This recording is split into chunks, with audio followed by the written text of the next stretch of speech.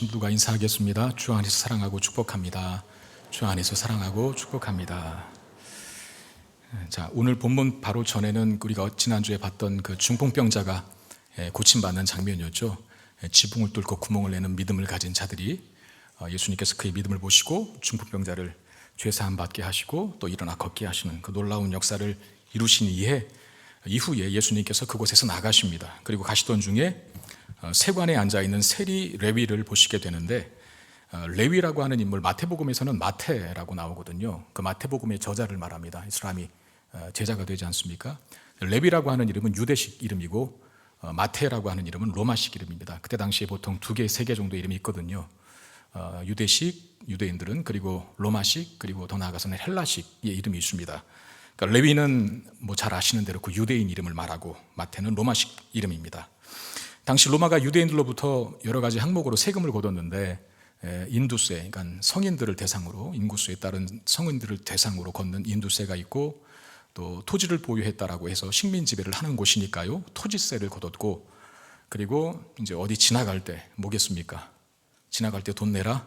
우리 저 일산대교 지나가면 돈 놔야 되죠. 통행세가 있습니다.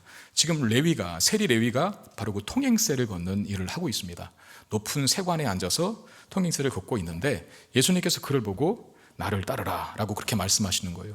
그러니까 예수님께서 세리 레위를 부르신 목적은 그 말씀에서 드러나듯이 분명합니다. 그를 제자 삼기 위해서 나를 따르라 그랬잖아요. 예수님이 가는 길을 그대로 따라오라는 거죠. 예수님의 제자가 되라고 부르신 겁니다. 그런데 이 레위를 제자로 부르신 것은 당시 세리에 대한 사람들의 인식과 어떤 평판에서 볼 때 전혀 어울리지 않는, 부합하지 않는 그런 그림이라는 거죠.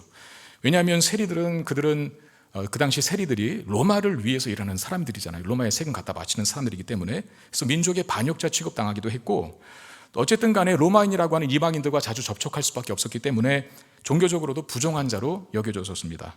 또 세리장이라고 하는 사람들이 있는데, 삭개오가 그 부분에 해당되는데, 세리 중에도 세리장이는 높은 세리거든요.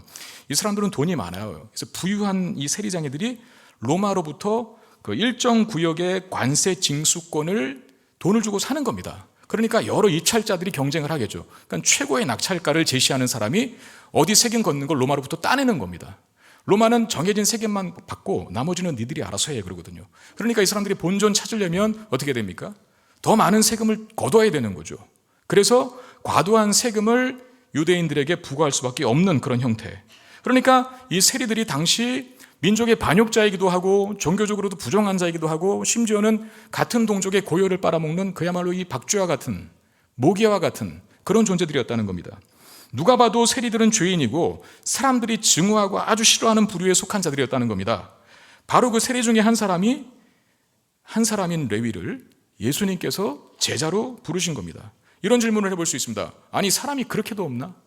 사람이 정말 많은데, 많은 사람 중에 왜 가장 밑바닥 인생을 걷고 있는 세리라고 하는 그런 직업을 가진 레위를 제자로 부르시는 것일까 하는 생각 말입니다. 예수님 그 이유를 이렇게 밝히고 있는데, 31절 32절 예수께서 대답하여 이르시되 건강한 자에게는 의사가 쓸데없고 병든 자에게라야 쓸데있나니 내가 의인을 부르러 온 것이 아니요 죄인을 불러 회개시키러 왔노라 그랬어요. 여러분, 의사와 병원이 존재하는 이유는 간단합니다. 단순하죠. 환자가 있기 때문이에요. 자, 온 세상 사람들이 병이 없이 건강하게만 산다면 의사가 왜 지금처럼 인기 직종이겠습니까? 그렇지 않죠. 병원이 왜 있어야겠습니까? 모든 사람이 병 안 걸리고 건강하다면 병원과 의사의 존재는 필요가 없습니다. 그런데 하도 환자가 많으니까, 병든 사람이 많으니까 의사가 인기 직종이 되는 것이고 존귀한 직업을 가진 자가 되는 것이고, 병원도 그렇게 각광을 받는 겁니다. 의사와 병원의 존재, 환자의 병을 치료하여서 건강한 자로 바꾸는데 그들의 사명이 있죠. 마찬가지로 예수님은 죄인을 위해서 오신 겁니다. 죄인을 회개시켜서 의인으로 바꾸시기 위하여 예수님이 오셨다는 거예요. 그래서 주님이 찾으시는 사람은 똑똑한 사람이 아닙니다. 자기 잘난 체 하는 사람이 아닙니다. 나는 죄인이 아니라고 말하는 사람들이 아닙니다. 주님이 찾으시는 사람들은 부족한 사람입니다. 모자란 사람입니다. 연약한 사람입니다. 무엇보다도 자신을 죄인이라고 인정하는 사람들입니다. 여러분들은 죄인입니까? 왜 대답을 안 하시는 거예요? 여러분들은 구원받은 하나님의 자녀가 맞습니까? 여러분, 이 대답과 여러분들은 죄인입니까? 라고 묻는 질문의 대답이 같이 가야 돼요. 내가 죄인인 걸 인정하지 않은데 구원받았다고요? 그런 일이 어떻게 일어나요? 구원이 뭐예요? 내가 구원받을 수밖에 없는 상황을 전제하는 게 구원이거든요. 불안전한 곳, 위험한 곳, 죽을 것 같은 곳에 있었다가 건져내는 게 구원이지, 그럴 필요가 없는 것에서 받는 게 구원입니까? 그러면 여러분들은 죄인입니까? 라고 물었을 때는 우리는 두 번 고민하지 않고 나는 죄인 중에 괴수입니다 라고 대답할 수 있어야 돼요. 왜냐하면 우리가 구원받았다라고 하는 믿음과 신앙의 고백을 갖고 있다면 반드시 여러분들은 여러분 자신을 하나님 앞에 죄인임을 인정했기 때문입니다. 내가 죄인이라는 사실을 인정했기 때문에 구원받은 하나님의 자녀가 된 거죠. 그런데 신앙생활을 자꾸 오래 하다 보면 자꾸 이 사실을 잊어버려요. 내가 연약하고 부족하고 죄인 중에 괴수라서 주님이 나를 찾아오셔서 고쳐주시고 구원하여 주셨다라고 하는 내가 죄인 된 사실을 자꾸 잊어버릴 때가 많습니다. 오히려 신앙생활이 오래되면 오래될수록 하나님 앞에 자신이 한 것만 생각이 나요. 그래서 자기의로 가득 찬 오래된 교인들이 참 많습니다. 목소리가 커지고 자기 권리를 주장하죠. 나 정도면 이 정도는 말할 수 있어 라고 하면서 다 자기의가 가득히 들어차기 때문이죠. 여러분, 이런 사람들의 특징은 교회 오면 은혜를 못 받습니다. 자기의로 가득 찬데 어떻게 은혜를 받습니까? 이런 사람들이 교회 오면 은혜는 못 받을 뿐만 아니라 불평과 불만만 가득 쌓고 갑니다. 다 불만투성인 거죠. 내 성에 안 차는 거죠. 우리가 신앙 연조에 관계없이 감사와 감격 속에 신앙생활할 수 있는 비결은 우리 자신이 죄인이라는 사실을 더 깊이 인정하고 고백하는 것입니다. 만약에 우리의 신앙생활이 지금 무미건조하다면, 은혜를 받고 있지 못하다면, 이렇게 나는 이렇게 교회 오면 마음이 답답해질까? 불평과 불만 이렇게 모자라고 안 좋은 것만 보일까? 그런 분들이 이 자리에 계시다면 가슴에 손을 얹고 생각해 보세요. 뭐가 문제인지. 내가 죄인이라는 사실을 망각했기 때문은 아닐까요? 나도 모르는 사이에 내 의가 가득 들어차 있기 때문에 신앙생활이 무미건조하고 황폐해지고 감격이 없고 하는 거죠. 그럼 반대로 얘기하면 신앙의 연조가 10년이 되든 20년이 되든 30년이 되든 뭐 은퇴를 하게 되든 간에 그것과 관계없이 감사와 감격 속에서 신앙생활 할 수 있는 비결, 그게 뭐라고요? 내가 죄인임을 더 많이 하나님 앞에 인정하고 고백하는 겁니다. 여러분, 성화가 뭡니까? 성화. 그 문자 그대로는 거룩해지는 겁니다. 자신의 죄인임을 더 많이 인식하고 인정하는 것이 성화라는 거예요. 벼는 익을수록 고개를 숙이지 않습니까? 벼가 익을수록 고개를 숙이는 것처럼 그리스도인은 성화될수록 자신의 죄인임을 더 크게, 더 절박하게, 더 많이 인식하고 알게 됩니다. 그런 영성을 소유하게 되는 게 성화죠. 예전에는 내가 성화되기 전에는 몰랐던 나의 죄성을 성화되면서 발견하기 시작하는 거죠. 예전에는 내 안에 2개밖에 죄를 골라내지 못했는데 아주 민감하고 민첩한 예리한 영성을 소유하니까 내 안에 죄가 100개, 1000개가 있다는 것을 보죠. 그러니까 자기가 죄인인 것을 더 많이 확인하고 더 크게 절감하니 누구를 더 필요로 하겠습니까? 누구를 더 필요로 하겠습니까? 예수를 더 필요로 하죠. 왜? 그 죄의 문제를 해결할 수 있는 분은 예수님밖에 없다는 걸 아니까. 하나님, 난 죄인입니다. 그래서 당신의 은혜가 필요합니다. 오늘도 십자가에 못 박히신 주님의 보혈로 나를 씻어주십시오. 이런 기도와 이런 고백을 더 많이 하는 게 성화예요. 다른 게 성화가 아니라. 근데 놀랍게도 우리가 죄인이라는 인식을 더 많이, 더 크게 가지만 가질수록 예수님은 우리를 멀리하는 게 아니라 더 가까이 다가오신다는 거죠. 그리고 품어주시고 정죄하시는 것이 아니라 용서해 주시고, 너 죄 졌으니까 벌 받아라고 형벌을 때리는 것이 아니라 회복을 주시는 분이시라는 겁니다. 예수님의 부르심에 이 세리 레위가 즉각적으로 응답을 합니다. 첫 번째 질문은 풀렸어요. 왜 많고 많은 사람 중에 그렇게 사람들이 다 싫어하는 죄인 중에 괴수인 세리를 부를까? 나는, 예수님께서 말씀하셨죠, 의인을 부르러 온 거야. 죄인을 불러 회개시키러 왔노라 그랬잖아요. 아, 그래서 세리를 부르셨구나. 이건 이해가 됐어요. 근데 또 문제가 생기는 게 뭡니까? 예수님이 나를 따라오너라 한마디 했다고 이 세리 레위가 모든 걸 버려두고 따랐다는 거예요. 28절에 그 말씀이 있잖아요. 모든 걸 버리고 따랐다. 여러분, 이런 종류의 사람이 예수 믿는 게 쉽습니까? 우리가 전도하는 전도 대상자는 누굽니까? 내 직장 동료예요. 직장 동료 중에도 착하게 보이는 사람, 내 말 잘 들을 것 같은 사람을 전도하죠. 옆집에 있는 순이 엄마, 앞집에 있는 철수 아빠를 전도하지 저 조폭에 들어가서 조폭 집단의 두목을 전도하지는 않습니다. 그런 분이 있다면 제가 상 드릴게요. 제가 한번 전도해 와보세요. 사창가에 가서 창녀를 전도하지는 않습니다. 미용실 원장님을 전도할지언정. 왜 그럴까요? 우리에게는 그런 선입견이 있는 거죠. 저 사람은 굳어질 대로 굳어져서 너무나 죄에 치우친 사람이니까 복음을 전해도 씨알도 안 먹힐 거야 라고 하는 마음. 놀랍게도 예수님은 한마디 하시거든요. 뭐 선물 갖다 주고 또 뭡니까? 뭐 초청장 보내주고 계속해서 마음 문을 열도록 여러 번 그렇게 두드리고 이러지 않으셨어요. 한마디 뭐라고요? 나를 따르라. 그런데 이 세리가 모든 걸 버리고 일어나 따릅니다. 누가 대단한 겁니까? 예수님의 능력이 대단한 것이죠. 매튜 헬리라고 하는 성경 해석학자가 있습니다. 주경신학자라고 하는데 성경을 해석하는 걸 업으로 둔 사람을 말해요. 매튜 헬리라고 이렇게 말했어요. 이 부분을 성령과 그리스도의 은혜가 역사하시기 힘든 심령은 없고 죄인이 회개하는 데에도 그리스도의 능력이 당하지 못할 만큼 어려운 일이라고는 없다. 아무리 강력하고 견고한 진을 치고 있어도 주의 말씀에는 능력이 있습니다. 그래서 다 무너뜨립니다. 꽁꽁 닫고 있어도 활짝 열 수 있는 능력이 있어요. 그래서 제가 오늘 말씀 준비하다가 오늘 예배 찬송을 뭘로 정할까 하다가 우리가 금방 드렸잖아요. 피난처 있으니. 2절이 뭡니까?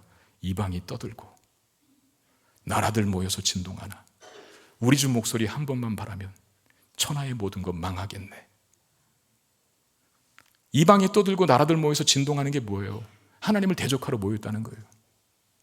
강력한 족속들이 모여서 교회와 하나님을 공격합니다. 하나님 무기를 동원하지 않습니다. 야, 한마디 하면 다 무너진대.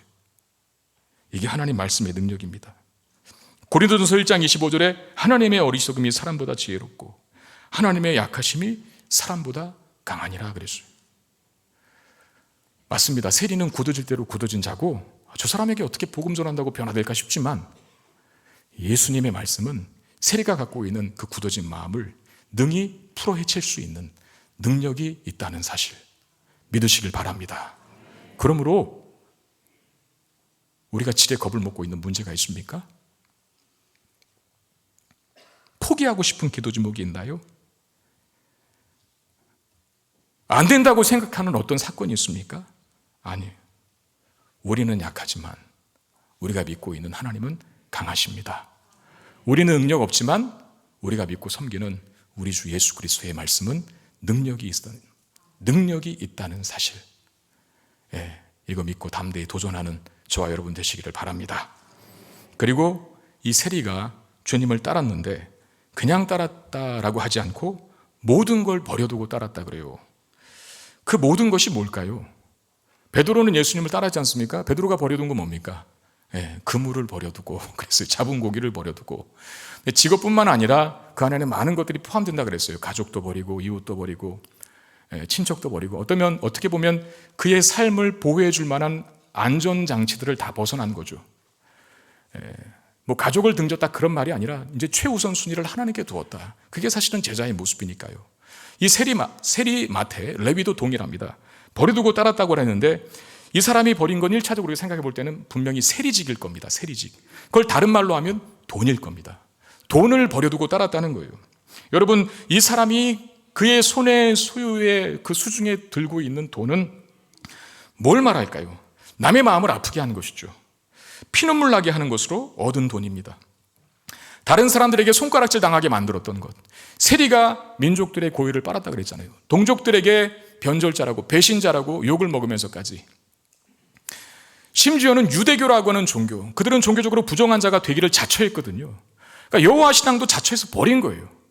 그들로 하여금 동족의 눈에 피눈물이 나도록 만들고 하나님을 버리면서까지 얻고 싶었던 그 돈은 결국은 죄의 덩어리를 상징한다는 거예요. 그걸 버렸다는 거예요. 그걸 버리고 따랐다. 세리직을 내던졌다라고 하는 말의 뜻입니다. 누구나 다 교회에 올 수 있습니다.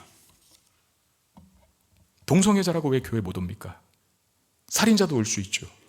여러분, 죄에도 무슨 등급이 있어서 어느 정도까지 죄 짓는 사람은 안 된다라고 하는 말이 성경에 있습니까? 아니에요. 오히려 죄인 중에 개수인 누구들도 다 올 수 있는 곳이 교회라고 했어요. 그래서 어떻게 보면 교회는 문턱이 낮아야 됩니다. 누구라도 어떤 사람이라도 다 올 수 있는 그런 곳을 우리가 만들어 가야 돼요. 그런 사람이 와서 중요한 것, 변화되는 것이 교회라는 거예요. 변화되는 것이. 동성애자가 와서 말씀 듣고 복음 듣고 참된 자신의 정체성을 찾고 하나님의 뜻대로 아름답게 변화되어가는 모습으로 바뀌어가는 것. 그게 교회죠. 죄인의 습관을 그대로 가지고 있는 것이 아니라 그걸 버린다는 겁니다. 버린다는 것. 세리직을 내던졌듯이 주님을 따를 때 돈을 상징했던, 죄를 상징했던, 죄의 덩어리를 상징했던 그 세리직을 내던지고 주님을 따르잖아요. 점점 주님을 닮아가는 사람이 되어가는 것. 아나니아가 주님의 음성을 듣고 너 바울에게 가서 그 사람 지금 눈 멀어 있으니까 기도하고 네가 회복시켜라 라고 했을 때 아나니아가 거절해요. 아니 주님, 저 사람은 기독교 핍박했던 사람입니다. 바울이 교회로 들어온다니요. 막아야죠. 전 절대 못 갑니다. 다시 설득해요. 아나니아야, 내가 그 사람 이방인 구원하기 위한 선교의 도구를 불렀다. 네가 가서 기도해서 눈 뜨게 하고 모든 걸 회복시켜라. 그러고 갑니다. 바울이 교회 공동체 안으로 들어왔어요. 교회가 무너졌습니까? 교회가 바울의 죄로 물들었습니까? 아니죠. 바울이 바뀌죠. 그의 모든 죄를 버리고 교회를 공격하고 교회를 핍박하고 교회를 무너뜨리고 허무는 자에서 교회를 세우고 예수 그리스도의 복음을 증거하는 자로 변화돼요. 주님을 따른다고 할 때에는 우리의 어떤 죄악된 습관, 하나님이 기뻐하시지 않는 모습들을 버리는 걸 말합니다. 어떤 죄라도 좋습니다. 우리 주님은 다 용서하실 수 있어요. 바다와 같이 넓은 은혜, 우주처럼 광활한 은혜를 가지신 분이 주님이시기 때문에 그 은혜로 품지 못할 죄가 없고 용서받지 못할 죄가 없어요. 그러나 주님 품에 들어오신 여러분들이요, 이제는 버릴 건 버리셔야 합니다. 변화되셔야 합니다. 주님이 기뻐하시지 않는 죄의 덩어리를 내던지실 수 있어야 합니다. 그게 신앙의 깊은 여정의 시작이죠.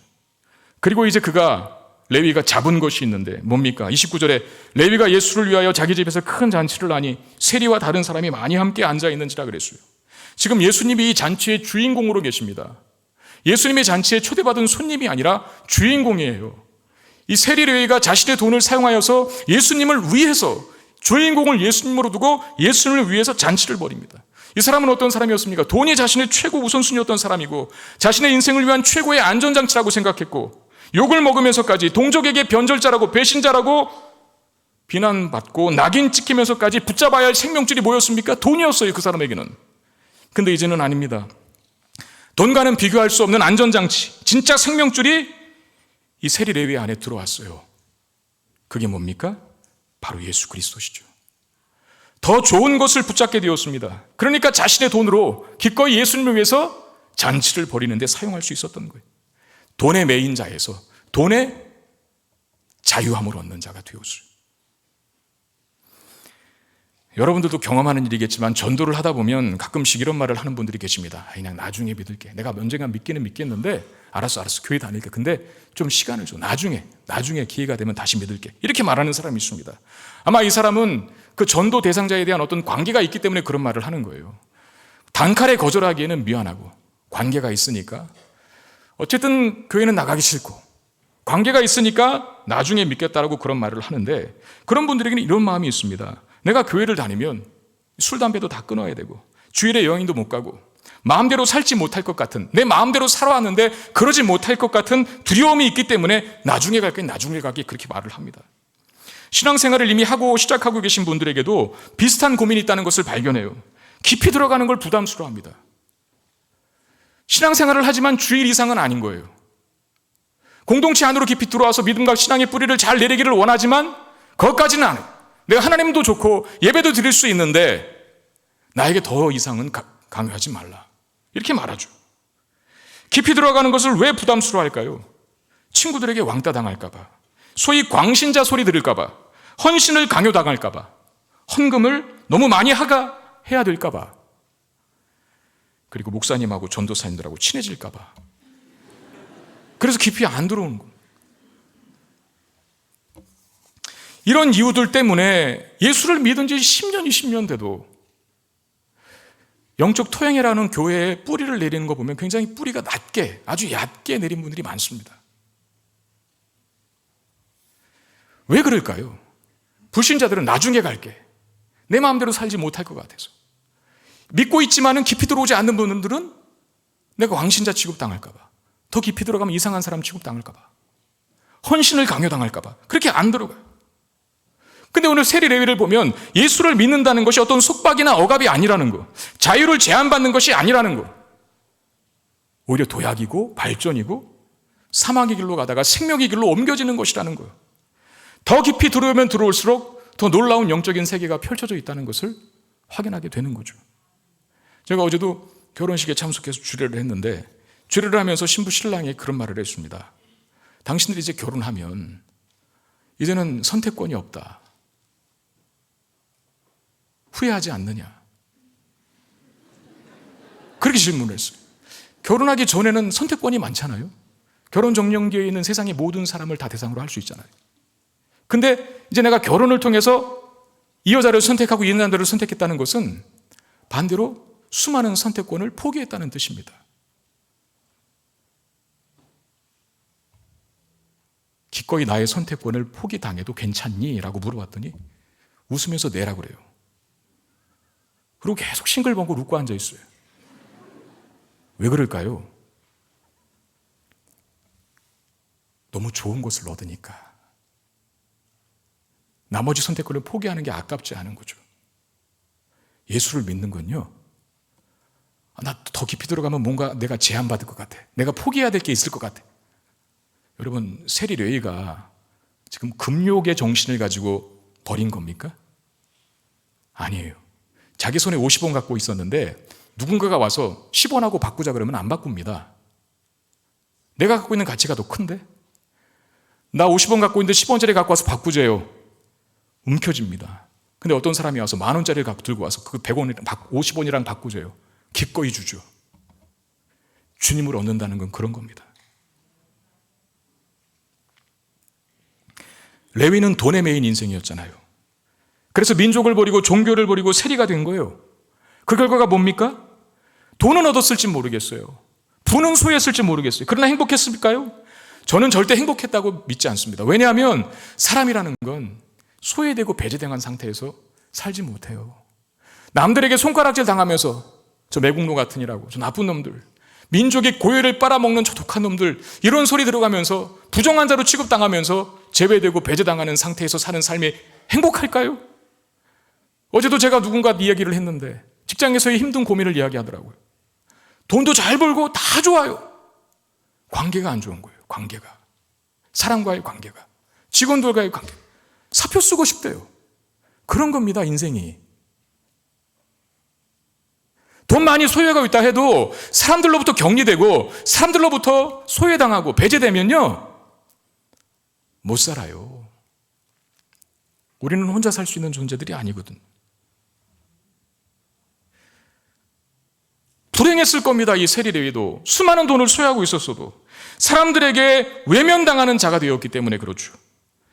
그러나 예수를 믿으니 이제 돈에서 자유해지는데, 여기 자유해진다는 말을 잘 이해해야 합니다. 돈과 담 쌓고 살았다, 더 이상 돈이 필요 없게 되었다, 그런 말이 아니라 이제 돈을 제대로 사용할 수 있게 되었다는 뜻입니다. 돈의 위치가, 인간에게 있어서 돈의 위치를 제자리에 갖다 놓은 거죠. 예수를 믿기 전에는 돈이 신이죠. 신. 그것만 있으면 내가 행복해질 수 있을 거야. 그래서 민족도 버리고 하나님도 버린 거 아닙니까? 유대 종교를 버린 거 아닙니까? 근데 행복하지 못했죠. 예수가 들어오니 돈이 제 위치를 찾아갑니다. 제대로 쓸 수 있게 됐어요. 지금 세리도 누구를 위해 돈을 사용합니까? 주님을 위해서 잔치하고 있잖아요. 주님을 위해서 잔치하고 있잖아요. 여러분, 복음은 모든 것을 올바른 위치에 가져다 줍니다. 예수를 믿을 때 우리 인생이 도약한다는 그런 변화. 예수를 믿는 것은 뭔가를 포기해야 되고 뭔가를 참아내야 되고 뭔가를 억압당하고 구속당하고 내 자유가 제한당하는 것이 아니라 도약이에요. 도약. 놀라운 도약의 변화. 이런 예수를 아직 믿지 않는 사람들에게, 그래서 우리는 전해야 합니다. 내 남편에게, 내 아내에게, 그리고 우리의 자녀들에게, 내 이웃과 친척과 직장 동료들에게 예수를 믿는 것이 너무나 좋아서 오늘 이 잔치에 초대된 많은 사람들을 보십시오. 아마 세리레이는 예수를 만나기 너무나 기뻐서 일로 와봐라.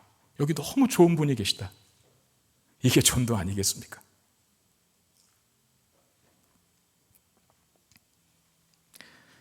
그리고 우리 자신도 제대로 믿어야 합니다.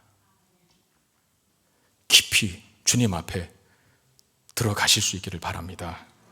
찬송가 302장에 내 주 하나님 넓고 큰 은혜는 저 큰 바다보다 깊다. 너 곧 닷줄을 끌러 깊은 대로 저 한가운데로 가보라. 언덕을 떠나서 창파에 배띄워 내 주 예수 은혜의 바다로 내 맘껏 저어가라. 바다에 배가 떠 있긴 떠 있어요.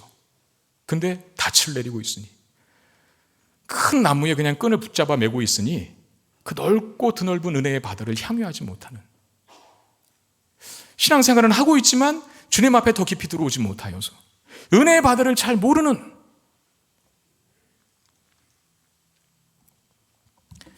아니요, 여러분, 우리 그런 신앙생활을 뛰어넘어서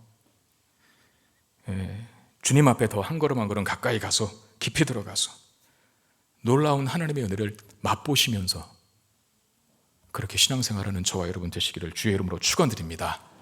이 잔치에 많은 사람들이 모였는데, 세리는 사회적으로 배제당한 사람이니까 그 잔치에 모인 사람들도 약간 비슷한 종류의 사람들 아니겠습니까?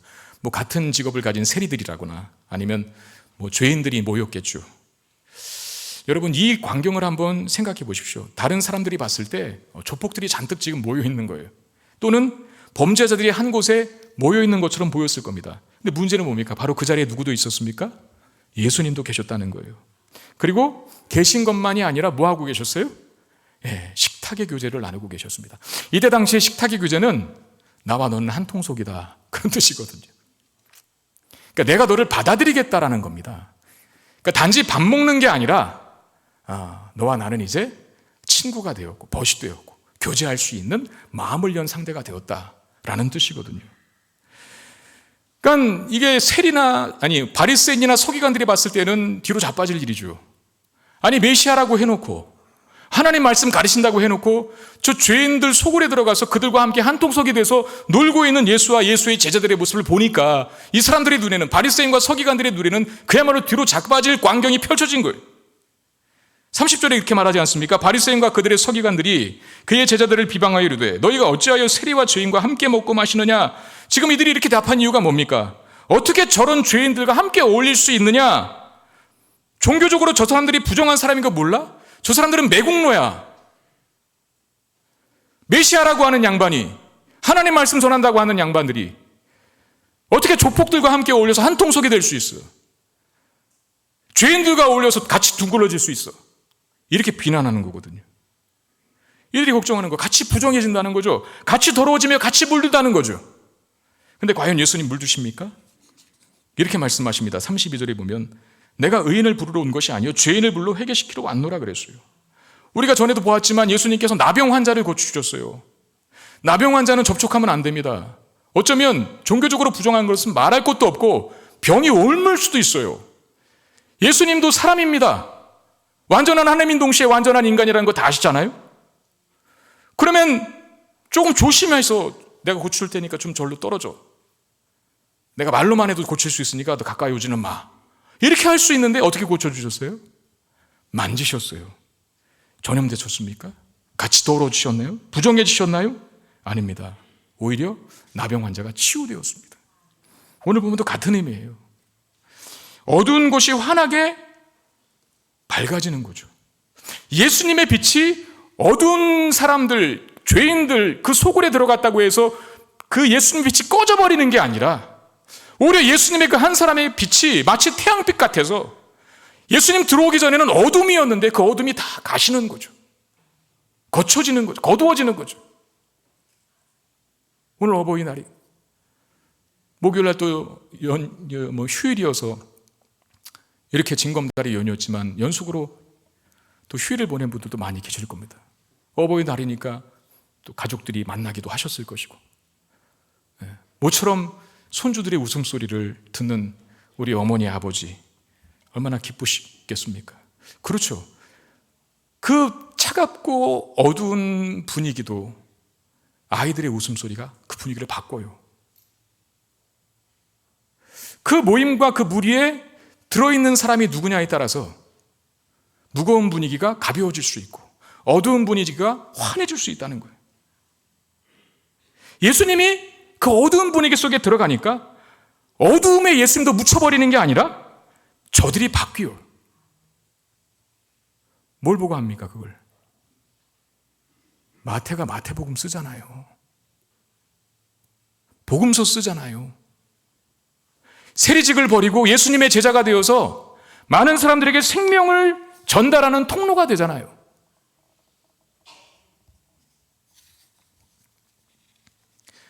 여러분, 예수님을 모신 곳은 밝아지게 돼 있습니다. 우리가 예수님과 동행하면 우리의 삶에 늘 생명력이 넘치게 될 것입니다. 여러분들에게 한번 질문해 보십시오. 나는 공기를 탁하게 만드는 사람인가? 맑게 만드는 사람인가? 내가 들어가면 왠지 분위기가 이렇게 무거워지고, 저 사람은 왜 왔어? 막 속으로. 물론 그러면 안 되죠, 또. 근데 그런 사람입니까? 아니면 보면은 그냥 너무 반가워서 버선발로 나가서 맞는 그런 사람입니까?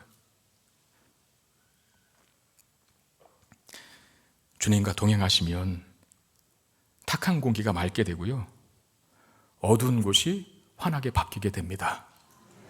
주님과 늘 함께 하셔서 어디 있든지 늘 주님과 동행하고 주님을 인정하는 사람이 되셔서 그곳이 가정이면 가정이 행복해지고, 그것이 직장이면 직장이 나 때문에 잘 되고, 그것이 어떤 공동체이면 그 공동체가 예수님과 동행하는 나로 인하여서 놀랍게 성장하는 복을 누리게 되기를 주의 이름으로 축원드립니다. 이 예수님의 역할이 바로 교회의 역할이기도 한 거예요. 마태복음 5장 13절 14절에 너희는 세상의 소금이니 소금이 만일 그의 맛을 잃으면 무엇으로 짜게 하리요? 후에는 아무 쓸데없어 다만 밖에 버려도 사람에게 밟힐 뿐이니라. 너희는 세상의 빛이라 산이 있는 동네가 숨겨지지 못할 것이요, 그랬습니다. 교회에서, 직장에서 내가 어울리는 분들은 어떤 분들입니까? 여러분들이 교회에서나 직장에서나 어울리는 분들 중에 소외당하고 있고 사람들이 멀리하고 있는 분을 내가 함께 어울리고 있는 분들이 계십니까? 교회에서도 보면은 믿음 좋은 사람들만 하고 어울리려고 하고, 뭔가 이렇게 구색이 같이 맞아 보이는, 레벨이 비슷해 보이는 사람들끼리만 어울리려고 하고, 직장에서도 내가 그 사람을 가까이 했을 때 그 사람을 가까이 했기 때문에 내가 얻을 수 있는 어떤 좋은 이미지 때문에 그런 사람들하고만 함께 한다면, 주님은 이렇게 말씀하셨습니다. 너를 사랑하는 자를만 사랑하면 하늘에서 무슨 상이 있겠니? 그건 세리도 한다.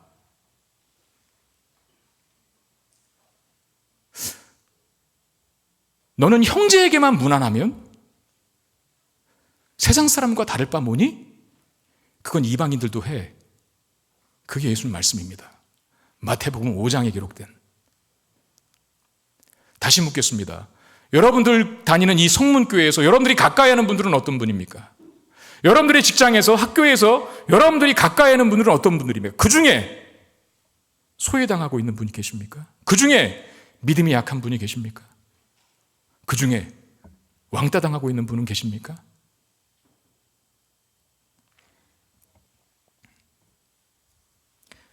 바리새인들은요, 죄인들로부터 격리되고 분리되는 것을 좋아했죠. 그것으로 자신들의 의를 삼았어요. 주님은 그 일을 인정하지 않습니다. 반대로 예수님은요, 그곳에 갑니다. 세리와 죄인들이 우글거리는 그 소굴로 들어가셨어요. 가셔서 거기를 바꾸어냅니다. 그들은 분리의 대상이 아니라 치유의 대상인 걸 아셨기 때문에.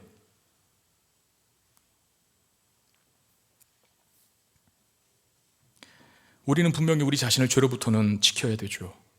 죄로부터는 우리를 지켜야 되죠. 그러나 죄인들로부터 고립시켜서는 안 됩니다. 소금과 빛이 머물 곳은 천국과 교회가 아니라 그랬어요. 세상이라 그랬어요. 죄악이 관영한 주님의 명령입니다. 주님 그렇게 가셔서 그곳을 밝히셨듯이 우리 또한 그 마음으로 소외된 곳, 그늘진 곳, 어두워진 곳을 찾아가셔서 그곳을 밝게 비추어 내시는 저와 여러분 되시기를 바랍니다. 세상은 부패했지만 우리는 거룩한 사람들 됐잖아요. 세상은 살맛을 잃은 사람들이 모인 곳이지만 우리는 살맛나게 인생을 사는 사람들로 바뀌었잖아요. 세상은 어둡지만 그리스도인들은 밝은 예수 그리스도의 광채를 소유한 사람들입니다. 그러니까 우리가 딱 들어가면 그곳에 만약에 거짓과 사기가 속임수가 난무했다면 우리 때문에 그것이 중단될 수 있어야 되고, 우리가 딱 들어가면 절망과 낙심 속에 허우적대는 사람들이 우리 때문에 소망이 생겨야 되고, 우리가 딱 들어가면 어두운 곳이 밝아져야 하고, 우리가 딱 들어가면 길을 잃은 사람들이 잃었던 길을 찾게 되는 역사가 있어야 된다는 겁니다. 누구처럼? 예수님처럼. 여러분, 저와 여러분들은 이제 작은 예수가 된 사람들입니다. 그 작은 예수들로 우리를 주님께서 세우셨습니다. 예수님 가까이 하셔서, 주님 닮은 사람들 되셔서 우리로 인해서 죽음의 기온이 만연했던 곳에서 생명의 역사가 풍성하게 일어나는 일들이 많아지게 되기를 주의 이름으로 축원드립니다. 작은 예수로 살아가는 우리가 되기를, 그래서 우리를 통해서 죄인이 의인으로, 어둠이 빛으로, 죽음이 생명으로 바뀌게 되는 놀라운 일들이 있게 되기를 주님의 이름으로 축원드립니다. 기도하고, 찬양하고 같이 기도하겠습니다.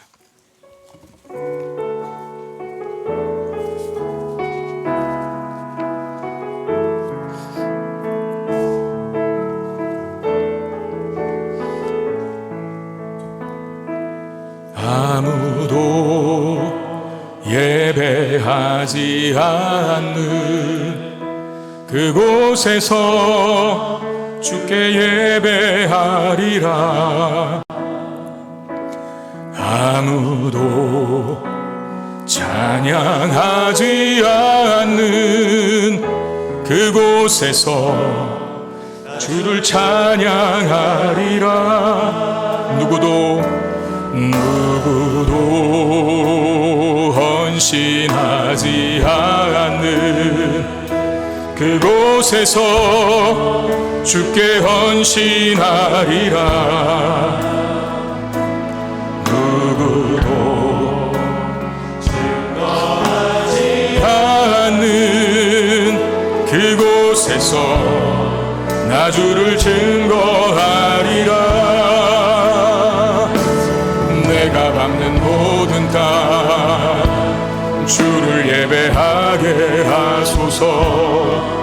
주의 보혈로 덮어지게 하소서. 내가 선이고 주의 거룩한 곳 되게 하소서. 주의 향기로 물들이소서. 아무도 예배하지 않는, 아무도 예배하지 않는 그곳에서 주를 예배하리라. 아무도 찬양하지 않는,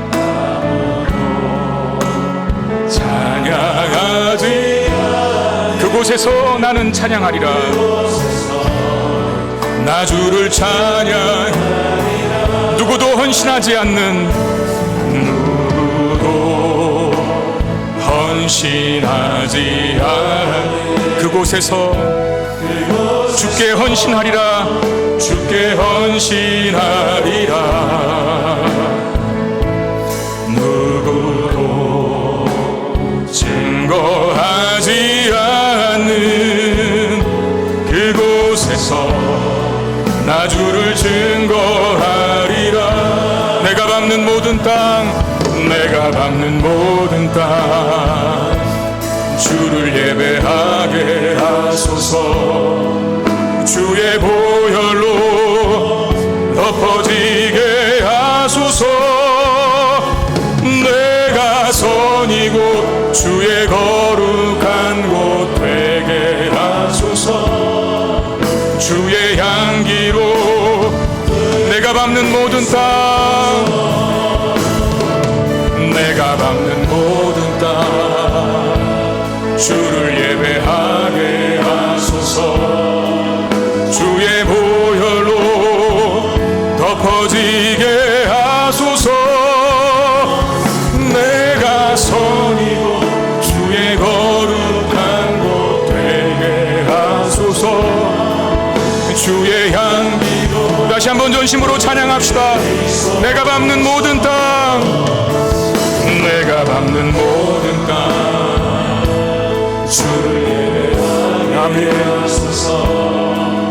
주의 보혈로 덮어지게 하소서.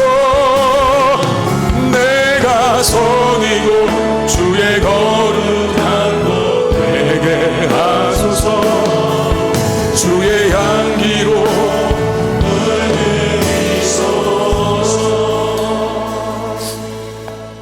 하나님, 우리가 하나님 앞에 더 큰 죄인인 것을 확인하게 하셔서 그만큼 예수가 나에게 정말로 필요합니다. 주님, 나에게 더 가까이 와주십시오라고 고백하며 살아가는 우리가 되게 하시고, 우리 안에 가까이 오신 예수님, 그 예수님 때문에 우리도 작은 예수가 되어서 예수 믿지 않는 형제와 자매들이 있는 곳에 찾아가 나를 통해 하나님의 빛이 저들의 어둠을 거두어내는 역할 내가 감당할 수 있게 하여 주옵소서. 믿지 않는 형제들과 자매들과 친척들과의 만남이 부담스러워서 명절에 집안에 가지도 않는, 그것이 좋은 신앙이라고 오해하고 착각하고 있는 우리의 어리석음들이 있음을 고백합니다. 하나님, 주님이 세리에게 가셨습니다. 그리고 바꾸셨습니다.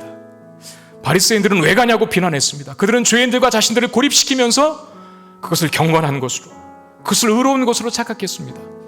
우리도 그러진 않은지요?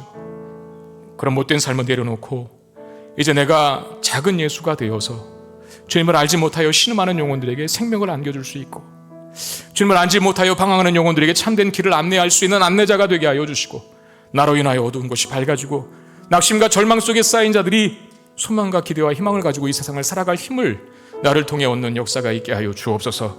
작은 예수로서의 그 사명과 그 역할 내가 늘 잘 감당할 수 있도록 주여 나에게 능력과 힘을 주시옵소서. 우리 이 마음으로 다 함께 기도하도록 하겠습니다. 기도하겠습니다. 아버지 하나님, 은혜와 사랑을 감사합니다.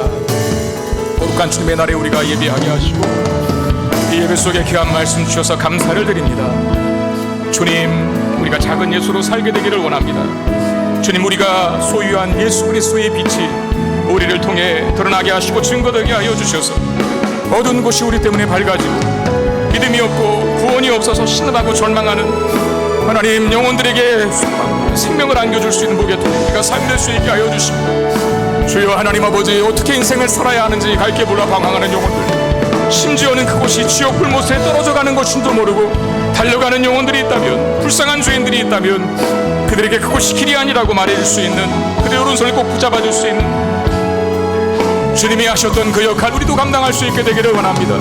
나로 인하여서 하나님 내 가정이 살고, 나로 인하여서 하나님 나의 직장과 사업터정과 일터가 살고, 나로 인하여서 주변에 많은 사람들이 생명을 얻은 역사가 있게 하여 주옵소서. 나 때문에 어두운 곳이 밝아지게 하여 주시고, 나 때문에 하나님 아버지 치밀한 곳이, 눈물과 울음이 가득한 곳이 웃음으로 찬란하게 바뀌는 일들이 일어날 수 있도록 하나님 도와 주시옵소서. 내가 죄인입니다. 주님 나에게 더 가까이 와주시고, 주님 내 안에 계시고 주님 내가 동행함으로 말미암아 주님으로만 얻을 수 있는 그릇된 삶을 내가 살아가게 하여 주시옵소서. 오 하나님, 우리를 그렇게 바꾸어 주시고 변화시켜 주시고,